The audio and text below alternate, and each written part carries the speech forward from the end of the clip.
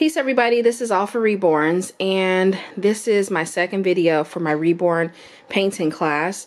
And in this video I'm going to be going over supplies and what you need to paint a reborn baby. So these are the supplies that I use, and this is what works for me. So I'm going to tell you guys some things, and you may have to like modify to make it work for you. This is just what I've done off of my own experimentation. Like, I don't know anyone else that uses the things that I use or that paints the way that I do. So, you know, take what I do and learn, but you know, I encourage you to modify it and choose your own way and style. All right, so let's start with brushes. Okay, so these are sponges. I used to use sponges a lot, but I don't use them as much. But as you'll see in some videos, I do still use them. So it is good to have some sponges around, and these are just the wedges. All right, so these are my favorite brushes right now, and these are the round brushes. I have several different sizes. You can see like the thickness, and I think this is size 0 all the way up to 16. Yep. And then here's the brand. I got this from Amazon. So the brand is Zhuting painting brush, ZT. So I found this on Amazon, and they're not that expensive. I think they might have been like 12 bucks or something. Actually, all these brushes I have here, I think I got on Amazon, except for maybe these right here. But anyway, those are the only ones I can really vouch for right now. I bought these and these to kind of help me with my texturing for painted hair. So this is, I think, the same brand as this one. And it has a lot of different type of textured brushes that I haven't used before, like that one. And so I don't really know if I'm going to like these brushes or not. And then I got these fan brushes. These are different widths of fan brushes, I think from 2 all the way up to 12. And I just got that for experimenting with my painted hair too. Hopefully one day I'll be able to do a tutorial on painted hair, but I'm still learning myself. All right, and then this is my detailing brushes. I always go through detailing brushes because it seems like they wear out fast, so I haven't found one that lasts longer yet. And this is a size, man, super tiny all the way up to super tiny. I don't know the sizes on this. I can't see. But anyway, they're super duper small. Super small. And there's a lot of them. But that's the brand, and I got this from Amazon. My Artscape. And they're watercolor, acrylic, and oil brushes. All of these brushes are for watercolor, acrylic, and oil. And then these are some more detailing brushes. I kind of think I picked these up at Walmart one day, but I honestly don't remember. Here's some of my older paint brushes. You can see why I had to buy more. I reuse jars, and this is my pickle jar. But these ones are still usable. I could probably do a much better job cleaning my brushes, and that's my goal actually. I'll show you my cleaner that I just bought. Because see, that's my fan brush. This is an expensive brush here. I've been trying to take care of it. I got this at my local art supply store. But yeah, and then these are all my detailing brushes. My detailing brushes get worn out really easily. There we go. And I think most of those I got on Amazon. These are Virtuoso brand. I think I got most of those on Amazon. So, I have this brush cleaner here that I'm going to start using. I think I've used this before in the past to try to restore some of these brushes because I love them so much that I want to reuse them. So anyway, you don't need anything fancy for storing your brushes. What I do though is I try to, whoa, my bird is over here going psycho. Shadow, get back over here. Come here. Up. What are you doing? What are you doing? Go back over there. Go back. Stay up there. Say hi. Did you want to be in the video? Say hi. All right, so back to what I was saying. When you're done with your brushes, you want to clean them. I rinse mine out with water. Sometimes, honestly, the reason they look so bad is because I have forgotten to clean them. Like if I'm painting and then it just gets busy all of a sudden, something happens with my family or my kids, or I go somewhere and I'll just completely forget about them. So don't do what I do. And then always, after you rinse them, put them in a jar to stand up and let them dry standing up, because that helps them to hold their shape. And I'll let you guys know how this brush cleaner works. It has good reviews, so you know, hopefully it'll be good. And I got this on Amazon too. All right, so that is, you know, what you need to put the paint onto the doll. And then also a sponge brush is very helpful, a sea sponge brush. This is what I use to give my dolls the texture that I like. And then I picked up a pack of sea sponges at my local art supply store recently too.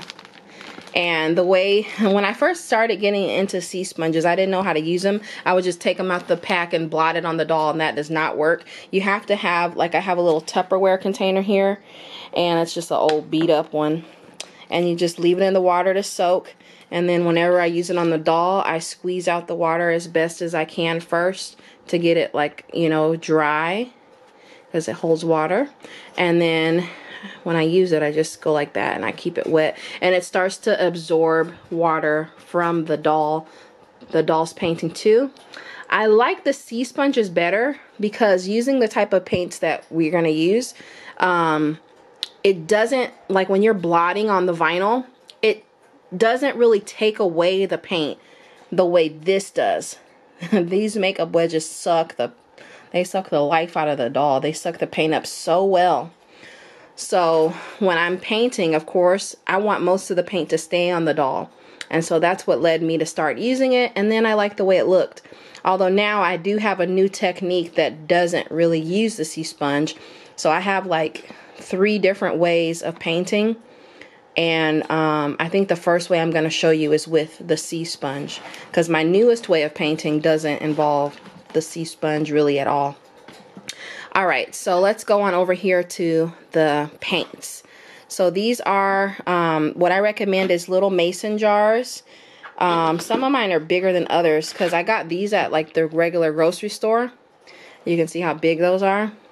And then I went to the dollar store. There's a new dollar store around the corner, and they're smaller, and they're only $1 for 2. So it was a lot cheaper. Well, a couple bucks cheaper. So anyway, but you'll want mason jars. The dollar store ones are really cheap though, because like I've already like broken a couple just by like putting my paintbrush to clean the bottom. But anyway, you want to use this because when you mix up your paints, after you spend all that time mixing, because at first it's going to take you some time to get your color mix correct and what you want to be able to reuse that on dolls in the future. So now that I have this mix, I may have to add a little bit more water or add a little bit more matte sealer, but pretty much my color's there, and I'm saving myself money by not wasting my paints and just letting them dry out or throw them away. I'm also protecting them from dust because I have this lid on it, and it's very dusty here. I live in a desert. And yeah, I mean, this is the way to go. I used to put my paints in, what is it called? Syringes, big syringe tubes. I'd suck it all up in there and then store it that way, because I saw somebody do that on YouTube. Shadow, will you please stop? Sorry guys if my bird's loud. But anyway, this is the way to go. This is just so convenient. Everything's in there. All right, so let me show you the paints. Winsor & Newton. Now this, I got a big thing of the burnt umber. Really? Really? Thank you. Sorry, I'm not going to have him in my room next time I do a video because he's just being disrespectful. So Winsor & Newton, the burnt umber is the color I use a lot. And I got this huge one, I think, from Amazon. and it was like, it saved me some dollars to get the big one. But normally, and this is what I recommend for you, is to buy the smaller ones like this. These are all of my little pride and joys. So, let's get a color I use. I use white a lot, mixing white. And this is series 1. And this was a question that somebody had in the comments lately, was do I use the professional grade or this or this? I don't know if this is the student grade or if it's like the middle grade or what it is. But this is what I use. It works for me. It's highly pigmented. It stays on the dolls. I mean, you guys see what I'm able to achieve with it. Now, I did get the professional grade before. And this is it right here. And wasn't happy with it at all. It doesn't behave the same way. Wait, is this the professional grade? No, I'm not showing you professional grade. I think this is just a I don't know, this might be the professional grade. I don't remember. I've had this for so long. I need to just throw it away. But the professional grade of these paints does not behave the same with the method I'm going to show you. That's not to say that it won't behave well in a different method that you may be able to experiment and figure out. But for what I do, the professional grades just look really chalky on the dolls. And I didn't like it at all. And it costs more money too. So this saves a lot of money. At my local art supply store, I think I can get these for maybe, if they're having a sale, $3.50 to $4.29, I think I remember. On a high point, maybe $6. On Amazon, $4 to $6 typically. And on Amazon, you get all the colors too. So if you don't have an art supply store near you, you can get this. Now, you're like, what made you use this? And I'm going to show you guys the different colors, and I'll go more into depth. But let me just say, art is creativity. Art is experimental. And when I first got started, I did not want to use Genesis. I did not want to put the doll in my oven and heat up the oven. And, you know, I'm just really, you know, health conscious. And that just didn't sound healthy to me at all, to be emitting those fumes. Plus my children were young. I think the twins are probably like 3 at that point. So anyway, I did a lot of digging around in the forums, and I found out that back in the day when people first started on Reborn dolls, taking Walmart dolls and taking the paint off of them and painting them, they were using oils, which I did try oils. I actually tried oil painting at first, and that didn't go so well for me. And then I saw on a forum where someone said that they used Winsor & Newton. And I was like, oh, Winsor & Newton. They were like, you can get it at Michael's. Well, I think I went to my art supply store or Michael's and found it. I had also used the Luminaire paints. I think I upgraded to the Luminaire after this. And when I switched to the Luminaire, which cost a whole lot more money for little tiny tubes of paint like that. You get like 7 of those little tiny tubes for like $21, $23. And when I switched, I was like, I don't see a difference in Luminaire and this. Like, what is the freaking difference? And I was just like, you know, I think this is one of those things where it's like Nike versus like Ike. You know, like you're still paying for a shoe, but it has a brand name on it. So I really feel like with these paints that we're paying for a brand name. I could literally take this paint and put it in a different jar and put All4Reborns on it, and people would think I invented paint. I mean, I would never do that because I'd be stealing from them. But I don't know. Acrylic paint is acrylic paint. Some acrylic paint is better. I'm not saying, I haven't tried everybody's out there, but I mean, you guys will see for yourself. Yeah, I don't know why I got all out on that tangent.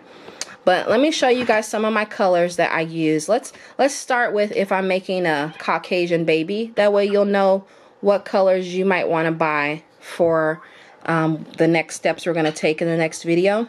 So you're going to need mixing white for sure. You're going to need,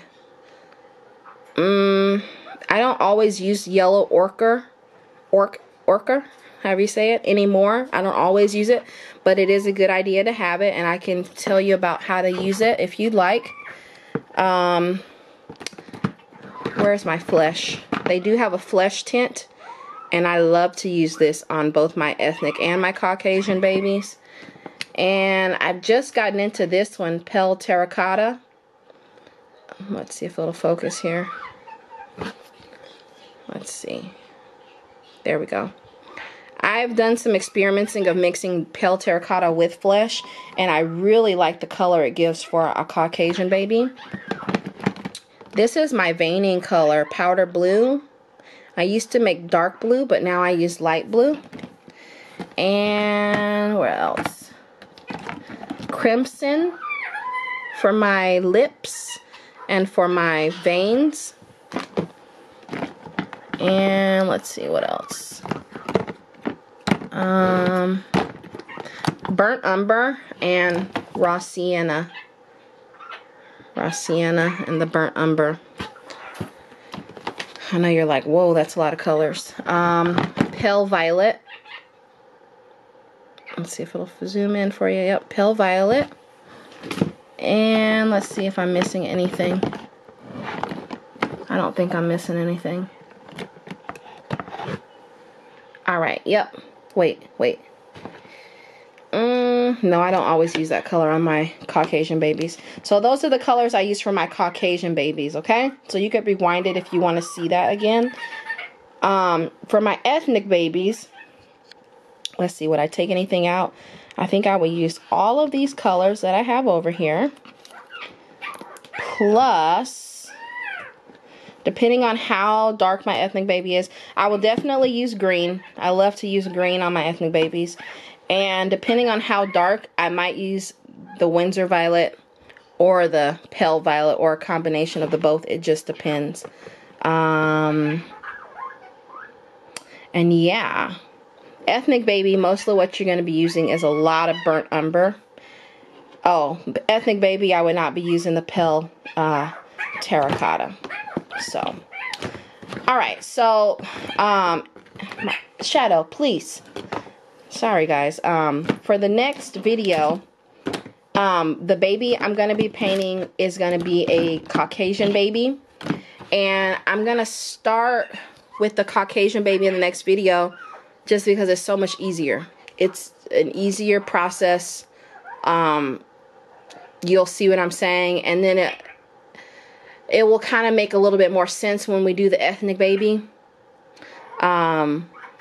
So I hope you guys are looking forward to that. Tomorrow's the live chat, and I'm really looking forward to talking to you guys. So if you're not able to be in the live chat for the Mentor Me and you would like to be, just upgrade your pledge level by tomorrow and you can participate in that. Oh, two more things. Don't go yet. This is my matte sealer that I use. I use the Folk Art Outdoor Matte Sealer. And for my gloss, I use Golden Gloss Liquid, glazing liquid. There's one more thing I wanted to say. I bought these paints earlier this year in an attempt to like use more professional paints. Like this, in my art supply store, they use, like, there's a huge section for golden paints. Artists swear by them. But on the back of it, it says that it has a chemical that causes cancer in California. I have to get my bird so my bird can be quiet. It has a chemical that causes cancer, California, the warning label that's on the stuff. So I had bought a whole bunch of them and I had to get rid of them. So that's important to me. Like, think about it, guys. This art that we're creating for people, if it has toxic chemicals, if we're creating toxins when we create it, and then we're giving that to somebody to hug and to hold and to children, like, that's an issue. And I just feel like at some point, this is something that's going to really have to change about our art, because people are going to be getting sick. You know what I mean? Like, anyway, that's just definitely food for thought. But yeah, so I always look at labels, like even like E600. Well, it has that label on it, and then you're putting it inside of a doll for gluing the eyes in. Well, the glue is still there, and whoever's holding it is exposing themselves to those toxins. So yeah, the people who create it should not do that. The people who create these products, I think that as artists, we should demand more products that are healthy for us. But also as artists, we have a choice. And so I do sacrifice in terms of glues that, like, I know E600 holds better, but like it's not worth the better hold for me to sacrifice my health or the person who I'm selling the doll to or giving the doll to. So anyway, guys, let me know your thoughts about these things in the comments and any questions you have.